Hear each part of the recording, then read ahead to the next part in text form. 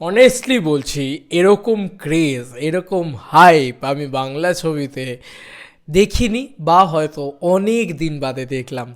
Hey guys, welcome to my channel. আমি Maharaja Raghavan. Very good morning. মর্নিংটা অনেক দেরিতে হয়েছে আজকে, শিওর আমি জানি।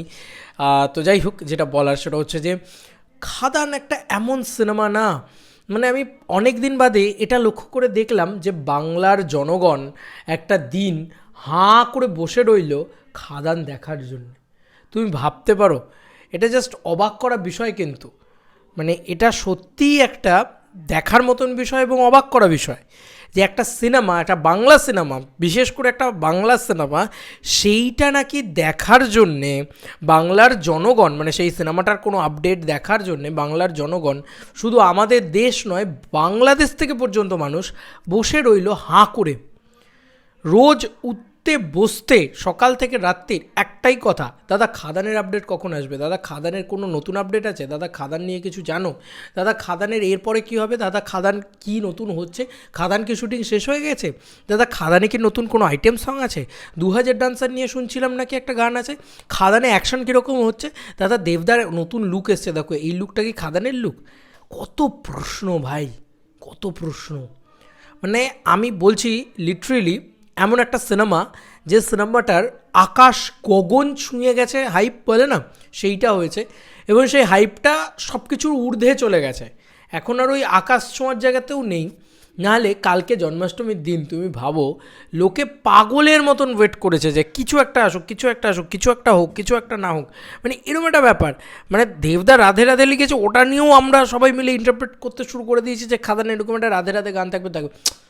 দেখো এগুলো হয় হচ্ছে হাইপের জন্য। একটা সিনেমা, দেবদার লাস্ট কোন সিনেমাতে এই ক্রেজ দেখা গেছে, মানে এতটা, আমি অবভিয়াসলি বলছি দেবদার সব সিনেমা ব্লকবাস্টার হয়, সব সিনেমা হিট হয়, দেবদার ক্ষেত্রে ব্যাপারটা আলাদা, কিন্তু তারপরেও বলছি এটা কিন্তু তোমাকে মানতেই হবে যে Dev the one and only the name, যার সব ছবি এরকম ব্লকবাস্টার হয়। তো হাইপ, এই যে ক্রেজ, এই যে একটা উন্মাদনা, যে একটা বাচ্চা ছেলে থেকে শুরু করে একটা বয়স্ক মানুষ সবাই বলছে খাদানের কী খবর, খাদানের কিছু এলো, কিছু কি আজকে আসবে, কবে আসবে। তো বলে রাখি, আসবে না এখন, মানে এখন আর আপডেট আসা সম্ভব না, কারণ জন্মাষ্টমীর দিনটা যখন পেরিয়ে গেল, আমার মনে হয় না ইতিমধ্যে আর আপডেট দেবে।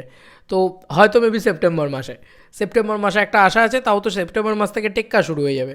এবার টেক্কা শুরু হয়ে গেলে টেক্কার মাঝে মাঝে নিশ্চয়ই খাদান দেবে না, সেটা দেওয়া উচিত হবে না আমার মনে হয়, তাতে টেক্কারই হাইপ নষ্ট হবে। তো আমার যেটা মনে হয় যে খাদানকে যদি দিতেই হয়, তাহলে এ মাসের শেষে এবং বা সেপ্টেম্বরের শুরুতে, টেক্কা শুরু হওয়ার আগে, মানে টেক্কার প্রমোশন শুরু হওয়ার আগে কিন্তু দিলে সব থেকে ভালো হয়। এটা আমার মতামত, আমার ধারণা। তবে এটাই বলবো যে আমি একটা বাংলা সিনেমা নিয়ে এত উন্মাদনা, এত ক্রেজ, যে হাঁ করে লোকে বসে আছে, এরকম অনেক দিন বাদে দেখলাম। লাস্ট বোধহয় চেঙ্গিজের সময় দেখেছিলাম যে লোকে মানে এরকমভাবে হাত জোর করে বলছে যে দাদা দাও, দাদা দাও, কিছু একটা জানাও, কিছু একটা এ করো। মানে বাংলা সিনেমা নিয়ে, বিশেষ করে বাংলা ছবি দেখার জন্য তো দর্শকের আর কোনো ইন্টারেস্ট নেই, কারণ বাংলায় সেরকম ধরনের ছবি হয় না। তো ভাই দেখতেই পাচ্ছি আমরা কী ধরনের ছবি হয়, তো সেই ধরনের ছবি দেখার জন্য সত্যি বলছি ইয়াং জেনারেশনের কোনো ইন্টারেস্ট নেই। কিন্তু এই প্রথমবার অনেক দিন বাদে আমি আবার দেখলাম, চেঙ্গিজের সময় খানিকটা দেখেছিলাম, যে লোকে হাত ফাত জড়িয়ে বসে আছে যে কখন আসবে, কিছু একটা আসুক, কিছু একটা এলেই লাফাবো।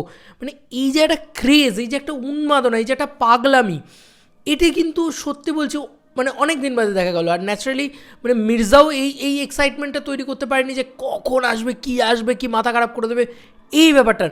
এটা লাস্ট জিদ্দা করতে পেরেছিল। কেন দুজনকে আমি পিলার বলি, দেবদা জিদ্দা বাংলা ইন্ডাস্ট্রির পিলার কেন, কারণ লাস্ট জিদ্দা করতে পেরেছিল, দেখো এটা চেঙ্গিজের মাধ্যমে, চেঙ্গিজের পরে আবার এটা দেবদা করতে পারছে খাদানের মারফত, এরপরে আর কেউ করতে পারবে না।